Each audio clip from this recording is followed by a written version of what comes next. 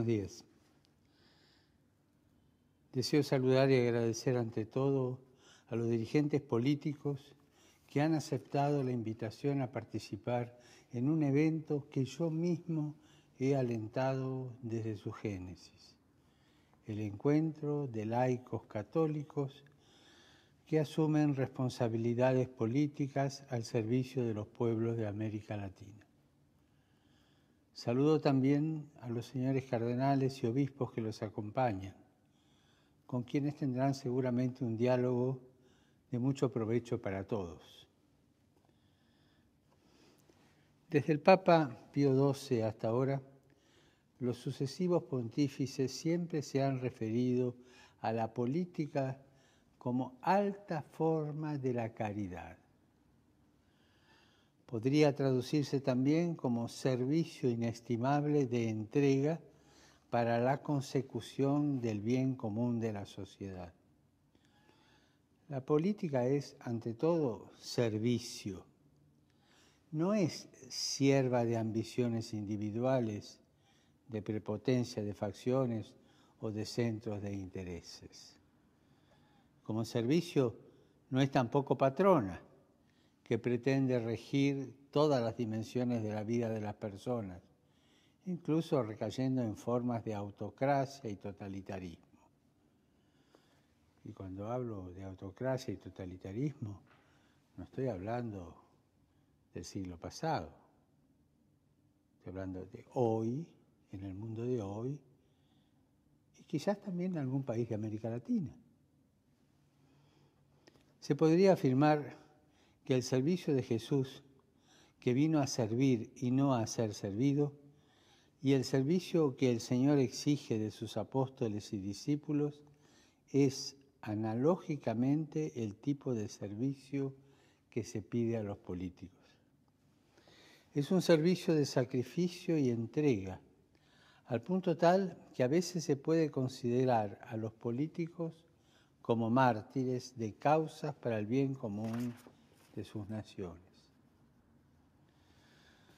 La referencia fundamental de este servicio, que requiere constancia, empeño e inteligencia, es el bien común, sin el cual los derechos y las más nobles aspiraciones de las personas, de las familias y de los grupos intermedios en general, no podrían realizarse cabalmente, porque faltaría el espacio ordenado y civil en los cuales vivir y operar. Es un poco el bien común concebido como atmósfera de crecimiento de las personas, de la familia, de los grupos intermedios, el bien común. El Concilio Vaticano II definió el bien común de acuerdo con el patrimonio de la doctrina social de la Iglesia como el conjunto de aquellas condiciones de vida social con las cuales los hombres, las familias y las asociaciones pueden lograr con mayor plenitud y facilidad su propia perfección. Es claro que no hay que oponer servicio a poder. Nadie quiere un poder impotente. Pero el poder tiene que estar ordenado al servicio para no degenerarse. O sea, todo poder que no esté ordenado al servicio se degenera. Por supuesto que me estoy refiriendo a la buena política en su más noble acepción de significado y no a las degeneraciones de lo que llamamos politiquería. La mejor manera de llegar a una política auténticamente humana, enseña una vez más el Concilio, es fomentar el sentido interior de la justicia, de la benevolencia y del servicio al bien común, y robustecer las convicciones fundamentales en lo que toca a la naturaleza verdadera de la comunidad política y al fin recto ejercicio y límites de los poderes públicos. Tengan todos ustedes la seguridad de que la Iglesia Católica alaba y estima la labor de quienes al servicio del hombre se consagran al bien de la cosa pública y aceptan las cargas de este oficio. Al mismo tiempo, también estoy seguro que todos sentimos la necesidad de rehabilitar la dignidad de la política. Si me refiero a América Latina, ¿cómo no observar el descrédito popular que están sufriendo todas las instancias políticas, la crisis de los partidos políticos, la ausencia de debates políticos de altura que apunten a proyectos y estrategias nacionales y latinoamericanas que vayan más allá de las políticas de cabotaje?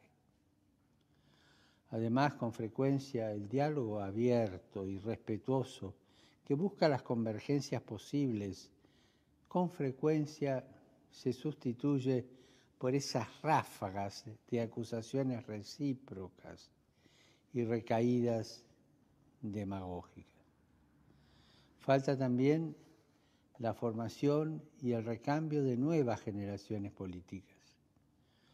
Por eso los pueblos miran de lejos y critican a los políticos y los ven como corporación de profesionales que tienen sus propios intereses o los denuncian airados, a veces sin las necesarias distinciones, como teñidos de corrupción.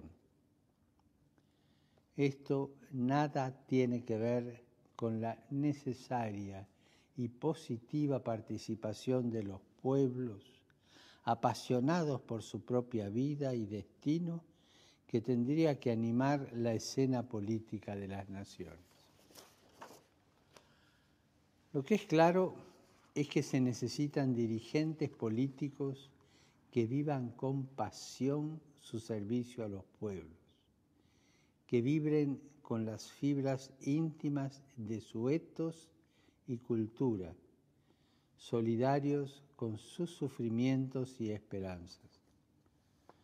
Políticos que antepongan el bien común a sus intereses privados, que no se dejen amedrentar por los grandes poderes financieros y mediáticos, que sean competentes y pacientes ante problemas complejos, que estén abiertos a escuchar y aprender en el diálogo democrático, que combinen la búsqueda de la justicia con la misericordia y la reconciliación. No nos contentemos con la poquedad de la política.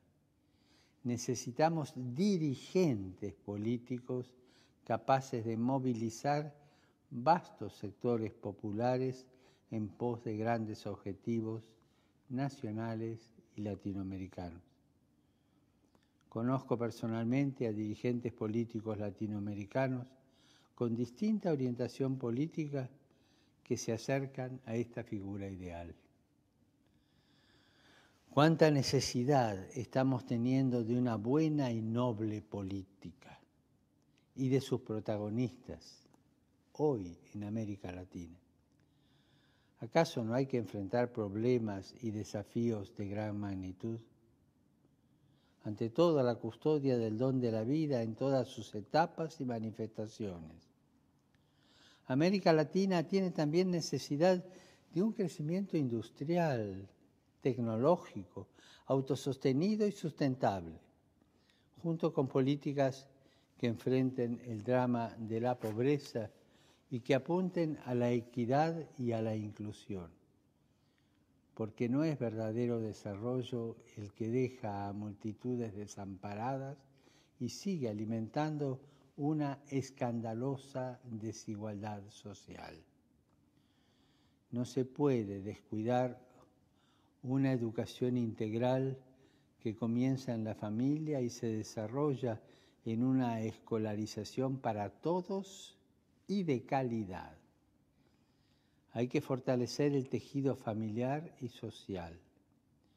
Una cultura del encuentro y no de los permanentes antagonismos tiene que fortalecer los vínculos fundamentales de humanidad y sociabilidad y poner cimientos fuertes a una amistad social que deje atrás las tenazas del individualismo y la masificación, la polarización y la manipulación.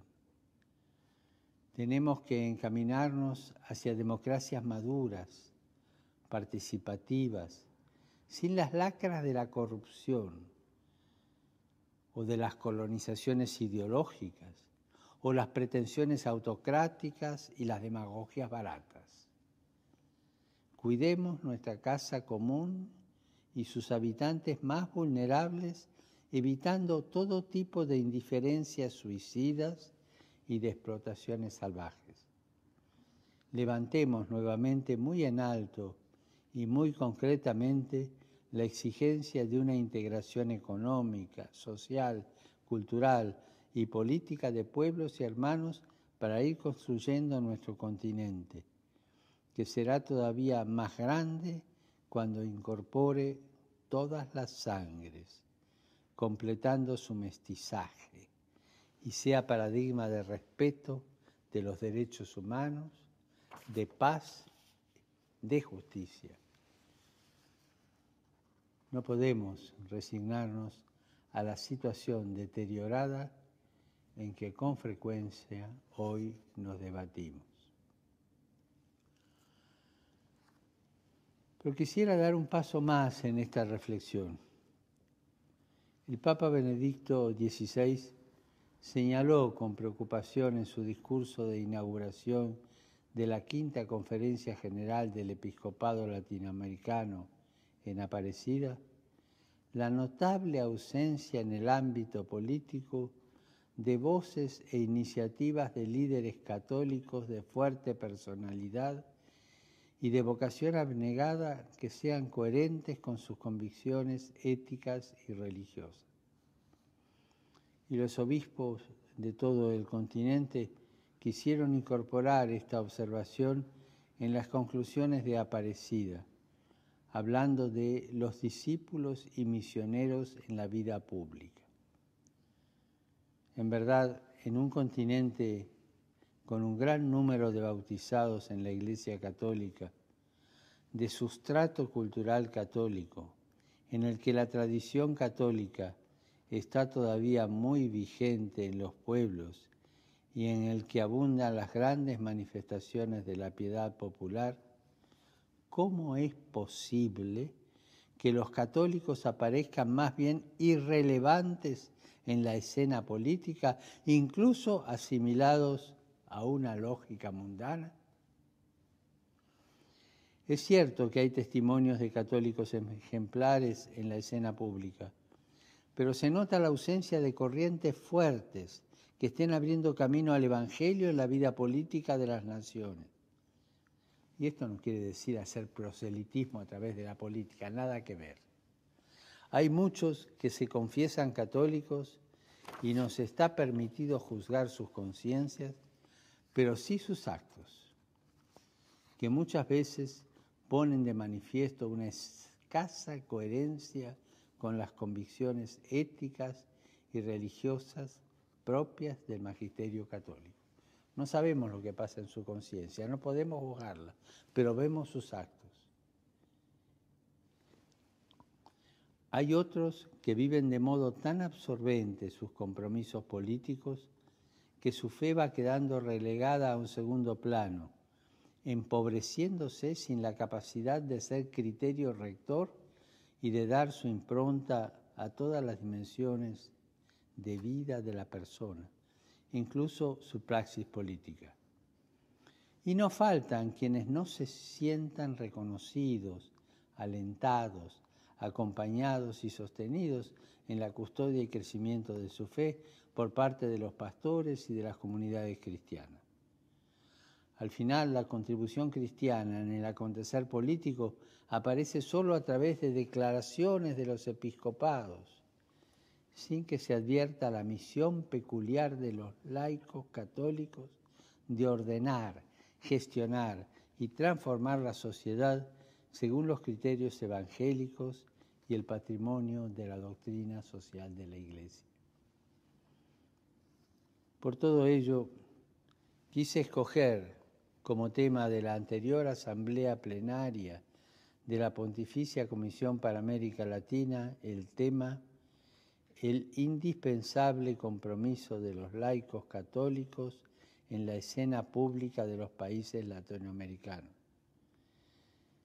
Y el 13 de marzo envié una carta al presidente de esa comisión, el cardenal Marc Ouellet, con la que advertía una vez más sobre el riesgo del clericalismo y planteaba la pregunta: ¿qué significa para nosotros, pastores, que los laicos estén trabajando en la vida pública? ¿Significa buscar la manera de poder alentar, acompañar y estimular los intentos, esfuerzos que ya hoy se hacen por mantener viva la esperanza y la fe en un mundo de contradicciones, especialmente para los más pobres? Significa como pastores comprometernos en medio de nuestro pueblo y con nuestro pueblo sostener la fe y su esperanza, abriendo puertas, trabajando con ellos, soñando con ellos, reflexionando y especialmente rezando con ellos. Necesitamos reconocer la ciudad y por lo tanto todos los espacios donde se desarrolla la vida de nuestra gente desde una mirada contemplativa, una mirada de fe que descubra al Dios que habita en sus hogares, en sus calles, en sus plazas. Y al contrario, muchas veces hemos caído en la tentación de pensar que el así llamado laico comprometido es aquel que trabaja en las obras de la Iglesia y o en las cosas de la parroquia o de la diócesis. Y poco hemos reflexionado cómo acompañar a un bautizado en su vida pública y cotidiana y cómo se compromete como cristiano en la vida pública. Sin darnos cuenta, hemos generado una élite laical creyendo que son laicos comprometidos. Solo aquellos que trabajan en cosas de los curas. Y hemos olvidado, descuidado al creyente que muchas veces quema su esperanza en la lucha cotidiana por vivir su fe. Estas son las situaciones que el clericalismo no puede ver, ya que está muy preocupado por dominar espacios más que por generar procesos. Por eso debemos reconocer que el laico, por su propia realidad, por su propia identidad, por estar inmerso en el corazón de la vida social, pública y política, por estar en medio de nuevas formas culturales que se gestan continuamente, tiene exigencias de nuevas formas y de organización y de celebración de la fe. Es necesario que los laicos católicos no queden indiferentes a la cosa pública, ni replegados dentro de los templos, ni que esperen las directivas y consignas eclesiásticas para luchar por la justicia, por forma de vida más humana para todos. No es nunca el pastor el que le dice al laico lo que tiene que hacer o decir. Ellos lo saben mejor que nosotros. No es el pastor el que tiene que determinar lo que tienen que decir en los distintos ámbitos de los fieles.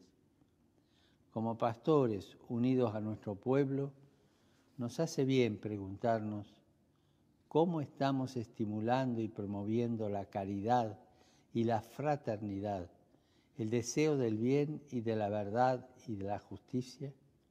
¿Cómo hacemos para que la corrupción no anide en nuestros corazones, incluso en nuestros corazones de pastores? Y a la vez nos hace bien escuchar con mucha atención la experiencia, reflexiones e inquietudes que pueden compartir con nosotros los laicos, que viven su fe en los diversos ámbitos de la vida social y política. Vuestro diálogo sincero en este encuentro es muy importante. Hablen con libertad. Un diálogo que sea entre católicos, prelados y políticos, en el que la comunión entre personas de la misma fe resulte más determinante que las legítimas oposiciones de opciones políticas. Por algo y para algo participamos en la Eucaristía, fuente y culmen de toda comunión. De vuestro diálogo se podrán ir sacando factores iluminantes, factores orientadores para la misión de la Iglesia en la actualidad. Gracias de nuevo y buen trabajo.